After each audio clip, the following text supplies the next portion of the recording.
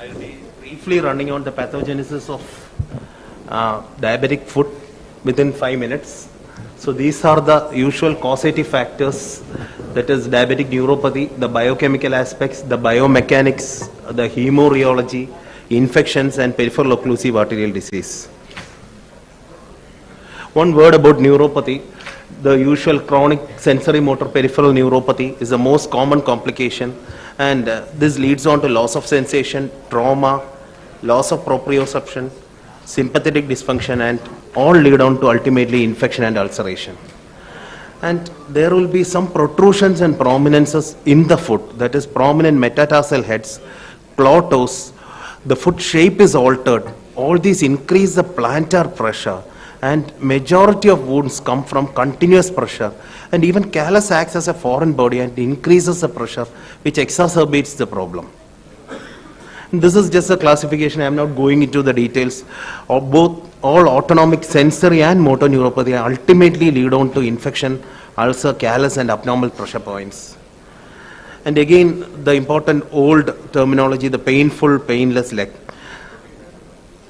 Now, one word about the biochemical aspect of the pathogenesis. There is a non-enzymatic glycosylation of collagen, which leads to the thickening and cross-linkage of collagen bundles, ultimately leading on to the restriction of movements in the subtalar joints. Limited joint mobility may also occur even in the upper limb also. And about the biomechanics, what happens here is there's the commonest site of ulceration is always the forefoot, and all the high pressure sites develop ulcers later on. There will be undue bony prominences, ill-fitting footwear and toe deformities also contribute to the pathogenesis. And foot deformities result from the atrophy of the intrinsic muscles of the foot. And what happens when the biomechanics is altered? There is an altered foot architecture. There's a lots of flexibility and free joint movements. There is rigidity, unstable foot with altered weight-bearing pressure areas. All these combination of risk factors and neuropathy, it increases the plantar pressure, ultimately increasing the risk of foot ulceration.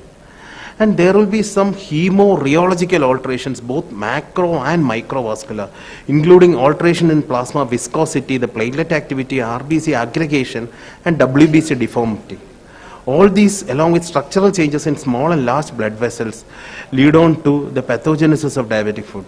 Finally, all these go on to infections. Frequent infections lead on to several skin breakdowns, tissue necrosis, and nidus for organisms. Along with vascular insufficiency, many organisms invade and produce non-healing ulcers also.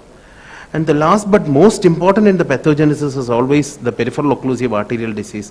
A main predilection for vessels below the popliteal arteries. It is always bilateral, multi-segmental in diabetic peripheral vascular disease. And collateral vessels are also involved. Initially, patchy gangrenes occur later with intermittent claudication, with nocturnal pain and rest pain. We'll just continue with the symptoms. Thank you, Dr. Sumesh. That was a quick